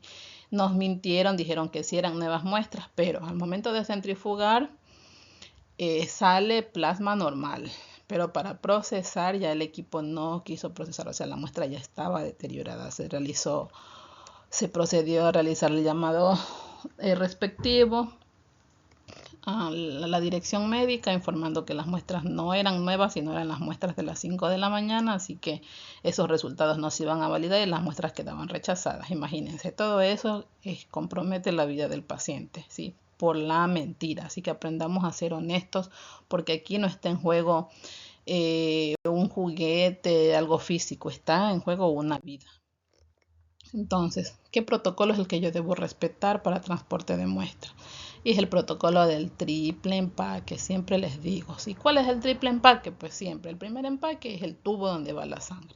El segundo empaque es la gradilla donde se va a sujetar para evitar que se dé la vuelta y se derrame, o algún recipiente hermético que evite el derrame, entre otros. Y el tercer envase es el que le va a proteger de la luz, que también va a evitar los derrames, entre otras circunstancias. Y es el que por lo general lleva la manilla para el transporte. Estos por lo general son los recipientes que se mantienen. Todos los servicios de un hospital se tienen estos recipientes, estos contenedores. Así que nadie puede decir, no, que en mi hospital no hay. En todos hay. Así que en el hospital más pobre todos tienen, ¿sí? El tubo, la gradilla donde van los tubos. Aquí también hay para colocar el hielo y otros para colocar muestras de heces, orinas, ¿sí? Entre otros. Así que por favor respetemos estos contenedores, que esto es la forma ideal, la forma idónea como transportar las muestras. Ahora, por favor, evitemos transportar muestras en la mano, en los bolsillos, en las riñoneras o cartucheras, en los mandiles, ¿sí? O muestras derramadas. Miren, así nos llegan al laboratorio. Este es el escenario típico. Llevan el nuevo estudiante o el nuevo residente con una sonrisa en la cara, con las muestras en la mano, o en los cartucheras, o en los bolsillos, o en el mandil, o muestras derramadas, ¿sí? O a veces nos llevan, si bien en los contenedores, pero no llevan un par de guantes para manipular las muestras dentro, ¿sí? Vengo a dejar la muestra del paciente tal. Entonces no se les recibe, pero es por esto. ¿Por qué? Porque partiendo del hecho de que toda muestra debe ser considerada como potencialmente infecciosa, se procura que por favor nos traten de transportar así, ¿sí? Esto solo es un esquema de cómo se puede evidenciar que se respete el protocolo, para que dentro vean que hay tubos, porque por lo general estos contenedores no son transparentes, siempre son de colores para proteger de la luz. Entonces aquí es como más para esquematizar que esto es lo ideal, que vaya el tubo, la gravilla, el contenedor hermético y que tiene también una manilla para que ustedes transporten, pero por lo general son de colores. Y sobre todo siempre evite conductas cuya consecuencia sea el rechazo de muestras, porque un mal transporte de muestras también es una condición de rechazo, puesto que los principales afectados, como ya les dije, son los pacientes e incluso ustedes también, porque si se derrama una muestra, ustedes están en riesgo de infección. Así que por favor, si tú quieres cuidar la salud de otros, también tienes que cuidar y proteger la tuya. Dar muestras y transportarlas suena fácil, pero muchas veces no se aplican los protocolos. ¿Y por qué? Porque cuando te realizan la inducción al momento de ingresar a un hospital, sí, o no prestas atención, o estás pendiente del celular, o no le das la importancia de vida, o no lees, o no te empapas de los protocolos, porque muchas de las veces consideran que quizás los procesos o procedimientos de laboratorio no son para tomar la importancia de vida, así como cuando sigues un algoritmo de tratamiento, así tal cual te dice la normativa. Entonces, esto también es un llamado de atención para todo el personal de salud, decirles que cada procedimiento de laboratorio tiene su importancia, porque esto te va a conllevar a evitar cometer errores, ¿sí? Entonces, vamos a hablar de dos escenarios. El almacenamiento de muestras que se realiza en los servicios, ya sea hospitalización, neonatología, UCI, cirugía, emergencia, y el almacenamiento de muestras que se realiza en el laboratorio. Disponemos de distintos dispositivos, ya sean refrigeradoras o este tipo de coolers que conservan las temperaturas, pero también deberían tener aquí un termohidrómetro que les diga qué temperatura se mantiene aquí dentro y qué grados de humedad, así como vienen aquí instaladas, y estos dispositivos tienen que estar calibrados o homologados para saber si en verdad la temperatura que están marcando es la correcta o la ideal. Y este control de calibración se realiza cada cierto tiempo, según como diga el inserto de la prueba o como digan las normativas de tu institución o las normativas internacionales. Dentro del laboratorio nosotros procuramos no contaminar los reactivos, colocándolos en el mismo sitio, en la misma refrigeradora en la que se almacenan los reactivos.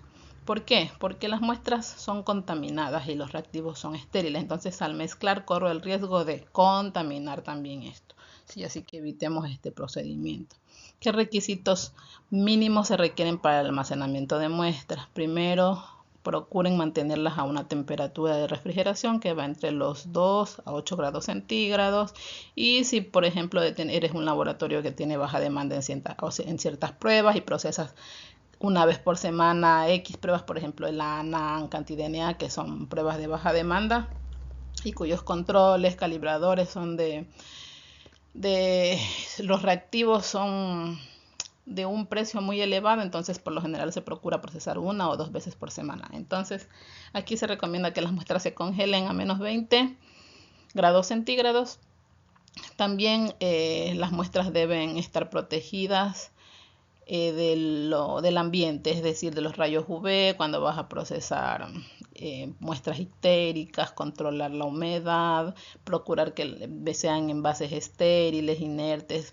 Los pacientes por lo general a veces suelen llevar muestras en contenedores que no son los apropiados, o a veces el personal médico suele trasvasar muestras de un tubo a otro, lo que no está recomendado. Entonces siempre investiguen cuando se les transporten muestras, a veces las transportan en contenedores que no son, a veces utilizan los contenedores de transfusión sanguínea, o sea, que son de banco de sangre, para utilizarlos para transportar muestras y para la sangre. Saben que la sangre, las pintas de sangre son estériles porque yo las tengo que contaminar y con las muestras que ya extraigo de los pacientes, si no tiene nada que ver, ¿sí? La identificación y trazabilidad, por lo general procurar que las etiquetas que contienen estos envases sean resistentes a la humedad, al hielo. Sí, las normas de bioseguridad de almacenamiento tienen que cumplirse, ya hay normas estandarizadas y a veces los propios hospitales ya crean sus propias normas según estándares internacionales como las normas ISO. Sí, tienen que proteger también contra la contaminación, por ejemplo, tienen que estar selladas de forma hermética, o separar las muestras incompatibles, es decir, yo no puedo mezclar heces, orinas con sangre, sino separarlas cada cual en su refrigeradora o contenedor distinto, ¿sí? Y los tiempos de retención varían según el tipo de muestras. Hay muestras que, por ejemplo, yo no puedo congelar por demasiado tiempo, como son los eritrocitos. Ustedes saben que se dañan ante la congelación. Si yo necesito el plasma, tengo que separar. Si necesito el suero, tengo que separar, y esos ya separados es que conservo, ¿sí? No los puedo congelar como sangre total, porque cuando ya quiera extraer esas muestras ya congeladas van a estar totalmente hemolizadas, es decir, los hematíes van a estar rotos. Ahora, almacenamiento temporal. ¿Qué es el almacenamiento temporal? Sí, todos los servicios de los hospitales tienen un sitio de almacenamiento temporal que por lo general tienen estos coolers o los coolers plásticos que ya les enseñé anteriormente. Sí, este sitio de almacenamiento temporal tiene que contener al menos los componentes del triple empaque, ya sean los tubos, las gradillas y el recipiente externo, que a veces es de este material que en mi país se llama balsa china, o un material plástico que les proteja de la luz, de la humedad, de los derrames, ¿sí? Y una vez que cada servicio tiene su almacenamiento temporal, extraen la muestra y máximo lo tienen que tener 1 hora, ¿sí? Y en este lapso de tiempo mantenerlo allí cerrado, hermético, y tener una alarma de aviso en que las muestras están ahí, porque muchas veces llegan otros pacientes, se olvidan y dejan las muestras ahí, como un ejemplo que ya les voy a enseñar posteriormente. Así que por favor, máximo 1 hora de almacenamiento temporal y lleven de forma inmediata al laboratorio clínico, pero si pueden transportar de forma inmediata, mejor. Ahora vamos a hablar del transporte de muestras. ¿Qué es el transporte de muestras? ¿Sí? ¿Por qué todo el personal de salud también tiene que estar comprometido con el transporte de muestras? Porque si la muestra en el servicio tarda más de 1 hora o 2 horas, pongámosle como extremo, esta se tiende a deteriorar, sobre todo si está a temperatura ambiente. ¿Sí? Entonces, eh, ¿qué necesitamos tener en cuenta o considerar para transportar una muestra? Sobre todo la rotulación, porque si tú no rotulas una muestra, esto es un criterio de rechazo del laboratorio. Que las muestras no se agiten, porque esto también rompe la muestra y no asegura una buena calidad de la misma. La exposición a la luz, como ya les hablé lo de la ictericia, o en otras palabras, la medición de las bilirrubinas. A veces hay pacientes con hiperbilirrubinemia que se extraen las muestras y se dejan allí a la luz. Entonces, como ustedes saben que esta se absorbe con la luz, entonces cuando ustedes ya lleguen a medir el laboratorio va a dar un contagio probablemente normal o menor al esperado. Y aquí vienen a veces controversias porque empiezan a llamar los médicos que no coinciden los resultados de las bilirrubinas con la sintomatología del paciente, y muchas veces es por este factor. Por eso siempre se les dice que las muestras ictéricas se tienen que transportar en este tipo de recipientes oscuros, herméticos, para evitar que se absorba con la luz del ambiente hasta que sea transportada. La orientación también del recipiente, evitar que no se dé la vuelta para evitar derrames, la temperatura que debe ser entre 2 y 8 grados. Y si vas a transportar a temperatura ambiente, pues entre el lapso de 1 hora desde la extracción. Y los tiempos de transporte, sabemos que si usted sobrepasa 1 hora, a partir de las 2 horas, ya la glucosa se empieza a consumir. Y en pacientes por lo general que están hospitalizados sin síntomas de hipoglicemia y a veces esperan a sacarle sangre a todo el piso, y hasta que lleguen las muestras al laboratorio, se centrifuga y se extraiga, pues esta glucosa ya bajó, ¿no es cierto? Entonces no va a coincidir con la clínica del paciente. Aquí tenemos un caso real de emergencia, un paciente crítico que necesitaban operar y ya necesitaban los resultados, y estaban llamando al laboratorio de una forma muy agresiva, solicitando los resultados del paciente porque les habían indicado que el paciente había llegado a las 5:50, se habían extraído las muestras y se había dejado en laboratorio. ¿Ya?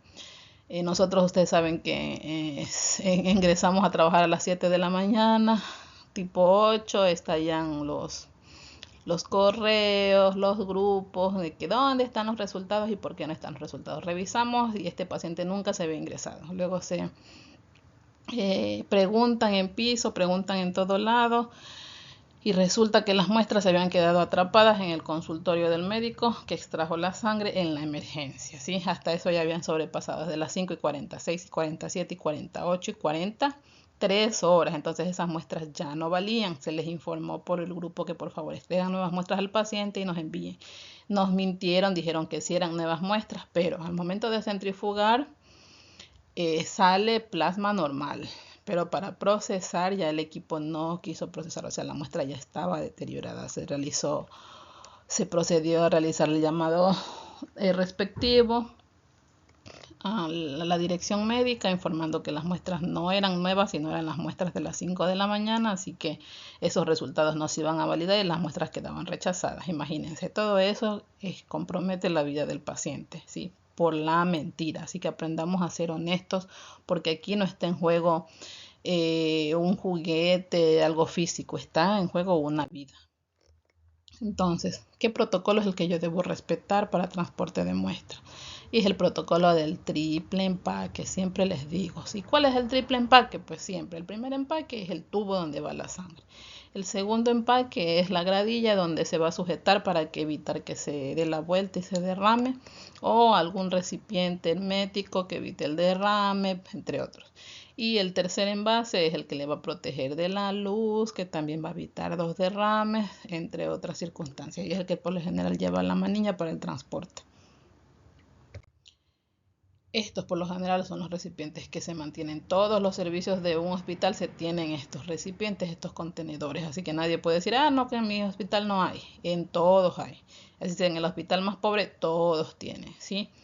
el tubo, la gradilla donde van los tubos. Aquí también hay para colocar el hielo y otros para colocar muestras de heces, orinas, ¿sí? Entre otros. Así que por favor, respetemos estos contenedores, que esto es la forma ideal, la forma idónea como transportar las muestras. Ahora, por favor, evitemos transportar muestras en la mano, en los bolsillos, en las riñoneras o cartucheras, en los mandiles, ¿sí?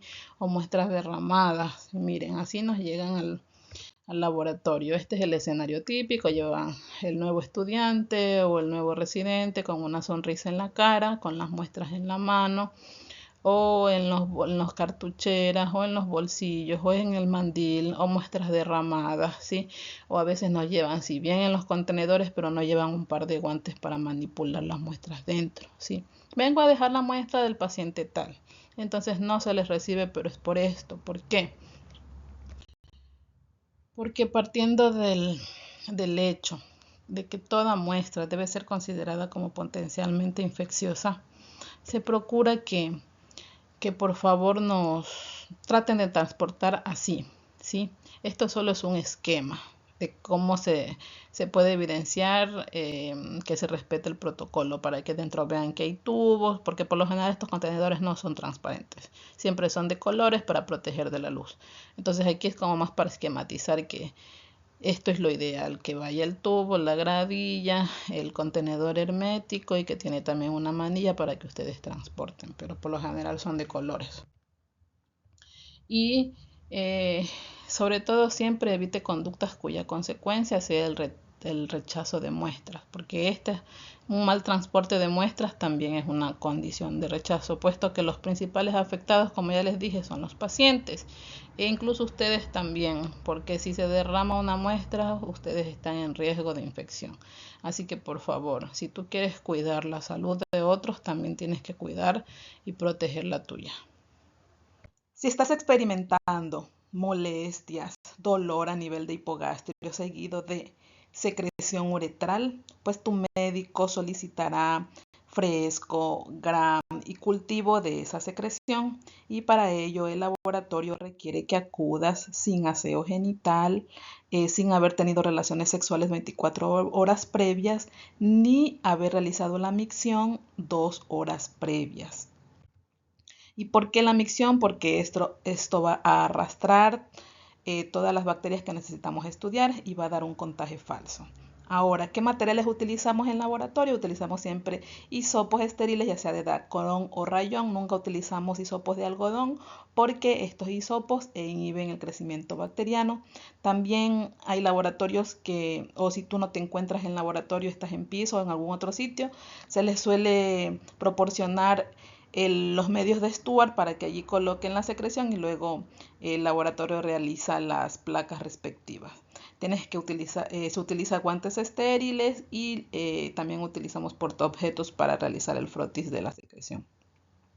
¿Cómo realizamos la obtención de la muestra? Ustedes tienen que considerar y tener en su mente que el hisopo es muy distinto al de otros sitios. ¿Sí? Este hisopo es sumamente fino, por lo general no les va a ocasionar molestias, ¿sí? Sino que a nivel de la uretra masculina, al ser un poco más larga, se necesita introducir el hisopo de 1 a 4 centímetros, mientras que en la uretra femenina va a ser de 1,05 a 1 centímetros de profundidad. Los movimientos que se van a hacer movimientos entre 2 a 3 segundos circulares, y posterior a ello se debe proceder al transporte inmediato de la muestra, ¿sí? Este tipo de muestras se debe procurar no refrigerar, ni congelar, ni nada por el estilo. ¿Sí? Aquí les dejamos un gráfico de cómo se realiza el procedimiento a nivel masculino y femenino para que vean que no es un procedimiento del cual tengan que tener mucho miedo. A nivel del hombre se realiza con un poquito más de profundidad, entre 2 a 4 centímetros de profundidad, y a nivel de la mujer es un poco más externo, de entre 0,5 a 1 centímetro de profundidad, ¿sí? ¿Cómo es el transporte? Pues dentro del tiempo mínimo de almacenamiento temporal, que debe ser inferior a 1 hora, y como ya les mencioné antes, procurar mantener a temperatura ambiente durante esta hora y transportar inmediatamente. No se recomienda refrigerar y peor aún si necesitan cultivos de Neisseria gonorrhoeae. ¿Cuáles son los errores frecuentes que suelen utilizar o que suelen realizar en piso o en ciertas áreas respectivas? Pues que no avisar que han realizado la micción y igual aún así o no preguntan al paciente y aún así realizan la extracción de muestras, utilizan los hisopos de algodón, aplican antisépticos en las áreas y siempre los pacientes se quejan porque dicen que les limpian con alcohol y esto suele arder o molestar. Y lo que tienen que considerar es que no se debe hacer aseo previo del área genital si se va a realizar la extracción de esta muestra. Se demoran mucho más de 1 hora en realizar el transporte de la muestra, ¿sí?